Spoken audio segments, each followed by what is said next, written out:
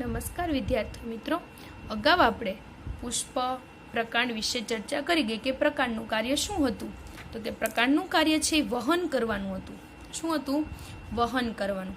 હવે ત્યાર પછી આપણે પર્ણ વિશે સમજવાનું છે.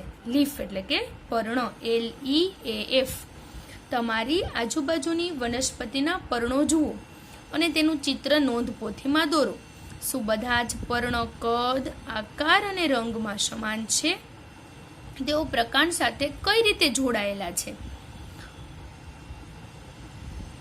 પર્ણના જે ભાગથી તે પ્રકાંડ સાથે જોડાયેલું હોય, પર્ણના જે ભાગથી તે પ્રકાંડ સાથે, આ વચ્ચેનું છે ને આખું એનું પ્રકાંડ કહેવાય. આખું પર્ણ છે પણ પ્રકાંડ છે એના જે ભાગથી જોડાયેલું હોય ને એને પર્ણદંડ કહેવાય. ટૂંકમાં જે ડાળી જેવો ભાગ છે એને શું કહેશું આપણે? પર્ણદંડ. પર્ણદંડ કોને કહેવાનું છે?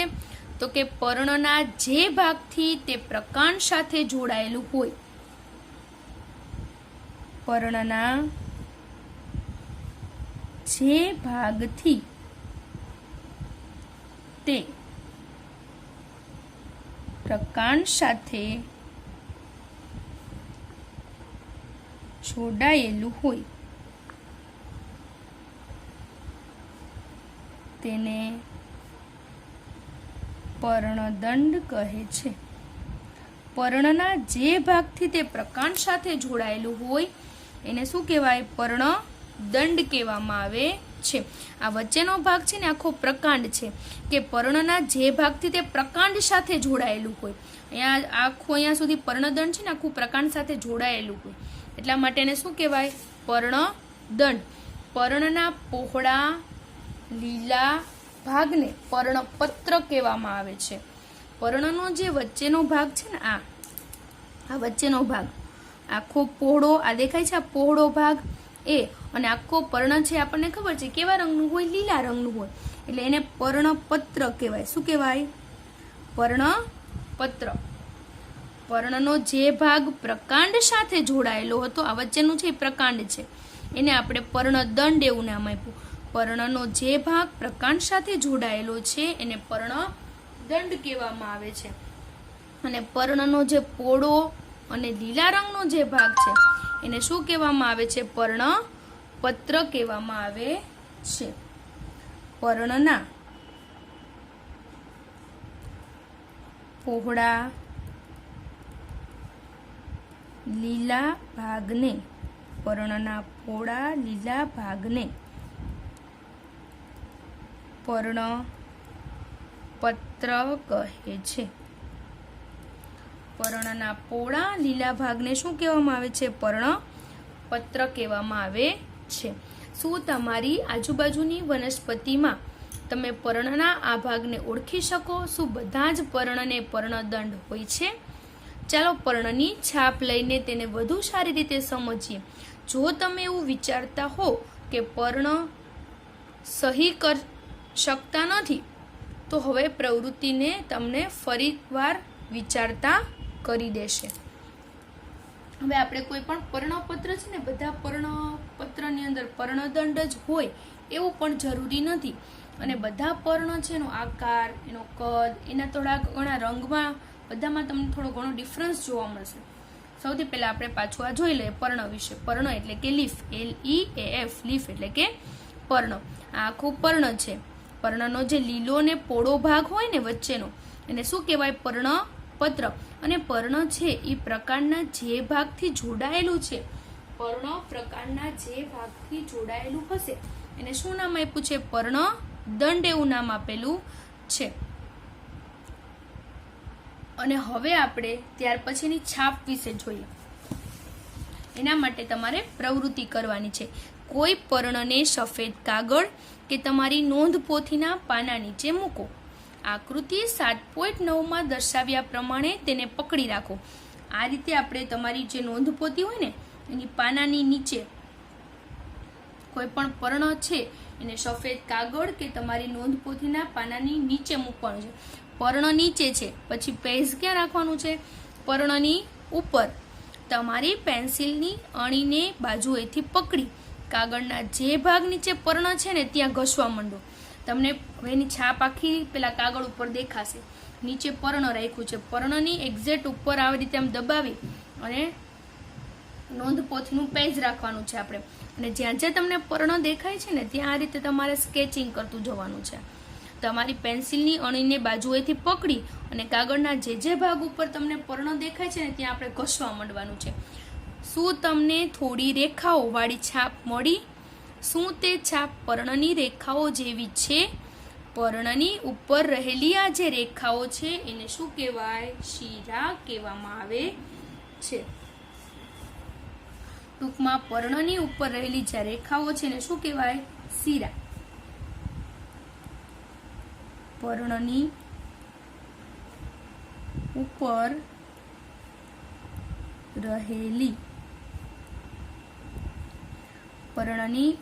રહેલી આ રેખાઓને શીરા કહે છે. પર્ણની ઉપર રહેલી આ જે રેખાઓ છે એને શું નામ આપ્યું છે? શીરા. આજે અલગ અલગ ભાત રચાશે અને પર્ણની જે રેખાઓ જોવા મળે એને શું કહેવાય?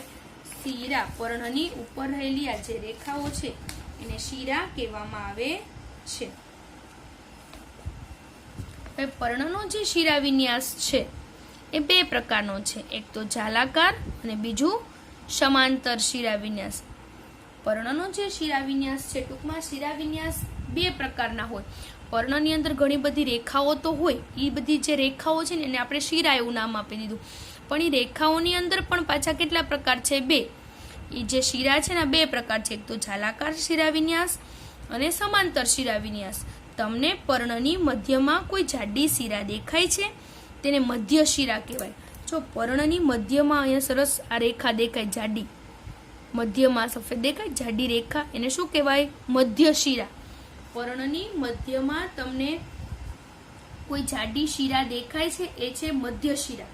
અને શીરાઓ દ્વારા પર્ણમાં જોવા મળતી ભાત છે એને પર્ણનો શીરા વિન્યાસ કહેવાય. શીરાઓ દ્વારા પર્ણની અંદર જે જોવા મળતી ભાત હોય ને, શીરાઓ દ્વારા પર્ણની અંદર જે ભાત ડિઝાઇન રચનાઓ જોવા મળે એને પર્ણનો શું કહેવાય? શીરા વિન્યાસ કહેવાય. એટલે રેખાઓ છે એને તો આપણે શીરા એવું નામ આપી. પર્ણની અંદર અલગ અલગ પ્રકારની રેખાઓ જોવા મળે છે જેને આપણે શીરા કીધું. પણ શીરાઓ જે છે એ પર્ણને આધારે જે તે શીરાઓ છે ને એ પર્ણની અંદર રચાયેલી હોય કે જેને આપણે પર્ણનો શીરા વિન્યાસ કહેવાનો છે. અને એ શીરાઓ દ્વારા પર્ણમાં આપણને એક અલગ જ ભાત જોવા મળશે. શીરાઓ દ્વારા જ આપણને પર્ણની અંદર અલગ શું જોવા મળે છે? ભાત. શીરાઓ દ્વારા જ પર્ણમાં આપણને જોવા મળતી જે ભાત છે એને પર્ણનો શું કહેવામાં આવે છે? શીરા વિન્યાસ કહેવામાં આવે છે. જો આ ભાત મધ્ય શીરાની બંને બાજુ ઝાડ સ્વરૂપે હોય, આ મધ્ય શીરા હોય ને એની બંને બાજુ હોય શીરાઓ, કારણ કે શીરા વિન્યાસ એને આપણે કીધું છે કે શીરાઓ દ્વારા પર્ણની અંદર જે આપણને ભાત જોવા મળે ને એને પર્ણનો શીરા વિન્યાસ કહેવાય. એ શીરાઓ દ્વારા પર્ણની અંદર આપણને જે ભાત એટલે કે ડિઝાઇન કે જે રચના જોવા મળે છે એને પર્ણનો શીરા વિન્યાસ કહેવામાં આવે છે. અને એ મધ્ય શીરા હોય ને એની બંને બાજુએ હોય. જો એ ઝાડ સ્વરૂપે હોય તો એને જાલાકાર શીરા વિન્યાસ કહેવાય. ઘાસના પર્ણોમાં તમે જોયું હશે કે શીરાઓ એકબીજાને સમાંતર હોય. અને જો શીરાઓ છે એકબીજાને સમાંતર હોય ને, દાખલા તરીકે ઘાસનું પર્ણ તમે હાથમાં લ્યો તો એમાં જે મધ્ય શીરા હોય ને એની બંને બાજુએ આ રીતે આમ સમાંતર શીરા હોય તો એને સમાંતર શીરા વિન્યાસ કહેવાય. બની શકે તેટલા વધુ પર્ણને વનસ્પતિથી હટાવ્યા સિવાય તેના શીરા વિન્યાસનું અવલોકન કરો. તેની તરેહને દોરીને જાલાકાર અને સમાંતર શીરા વિન્યાસ ધરાવતી વનસ્પતિઓના નામ લખો. એટલે ટૂંકમાં શીરા વિન્યાસ કોને કહેશું? તો કે પર્ણ તો છે જ આપણી પાસે, પણ પર્ણની અંદરની જે મધ્ય શીરા છે, આ દાખલા તરીકે પર્ણ છે એની આ જે વચ્ચેની શીરા હોય ને એને મધ્ય શીરા કીધી છે. આ પર્ણ છે એની અંદરની જે શીરા છે એને શું કહેવાય? મધ્ય શીરા. એટલે કે શીરાઓ દ્વારા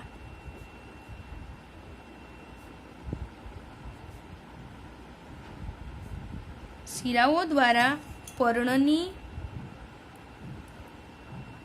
અંદર જોવા મળતી ભાત અથવા તો રચના, એને પર્ણનો શું કહેવાય? શિરા વિન્યાસ. કે શિરાઓ દ્વારા પર્ણની અંદર જુદી જુદી ભાત અને જુદી જુદી રચનાઓ જોવા મળે છે, એને પર્ણનો શિરા વિન્યાસ કહેવામાં આવે છે.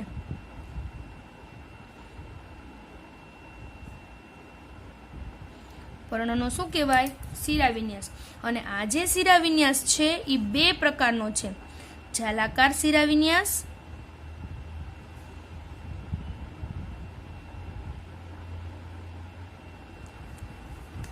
અને બીજો છે સમાંતર શિરા વિન્યાસ. જાલાકાર શિરા વિન્યાસ અને સમાંતર શિરા વિન્યાસ.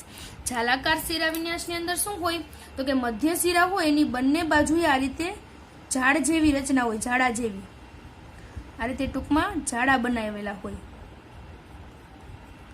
બંને બાજુ ઝાડ જેવી રચના હોય, તો એ જાલાકાર શિરા વિન્યાસ થઈ ગયો. તો આ પર્ણની અંદર જે શિરાઓ છે અને એ શિરાઓ દ્વારા પર્ણની અંદર જે રચના આપણને જોવા મળે છે એ ઝાડ જેવી છે, મતલબ કે જાલાકાર શિરા વિન્યાસ છે. અને કાં તો દાખલા તરીકે કેળનું કે એવું કોઈ પણ પર્ણ હોય ને, તો એની અંદર શું હોય? કેળના પર્ણની અંદર જે મધ્ય શિરા તો હોય, પણ એની અંદર આ રીતે તમને સમાંતર રેખાઓ જોવા મળે. જે મધ્ય શિરા છે એની બંને બાજુએ કેવી રેખાઓ જોવા મળે? સમાંતર. મધ્ય શિરાની બંને બાજુએ સમાંતર રેખાઓ જોવા મળે, તો એને શું કહેવાય? આમાં ઝાડ જેવી રચના જોવા મળી, ઝાડા જેવી, અને આમાં જે છે એ આપણને સમાંતર રેખાઓ જોવા મળી છે. દાખલા તરીકે કેળનું પર્ણ જુઓ તો એના મધ્ય શિરા હોય ને એની બંને બાજુએ આ રીતે સમાંતર રેખાઓ હોય, એટલે એને શું કહેવાય? કેળના પર્ણની અંદર શિરાઓ છે અને એ શિરાઓ દ્વારા પર્ણની અંદર જુદી જુદી ભાત એટલે કે રચનાઓ, ડિઝાઇન જોવા મળે છે, કે જેને આપણે સમાંતર શિરા વિન્યાસ એવું નામ આપેલું છે.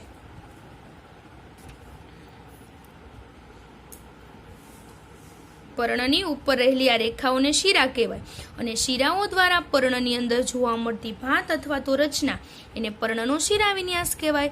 શિરા વિન્યાસ 2 પ્રકારનો છે, જાલાકાર શિરા વિન્યાસ અને સમાંતર શિરા વિન્યાસ.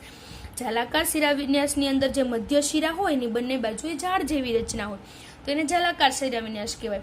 અને સમાંતર શિરા વિન્યાસ કે જેની અંદર મધ્ય શિરા છે એની બંને બાજુએ સમાંતર રેખાઓ આવેલી હોય, કે જેને આપણે સમાંતર શિરા વિન્યાસ કહેવામાં આવે છે.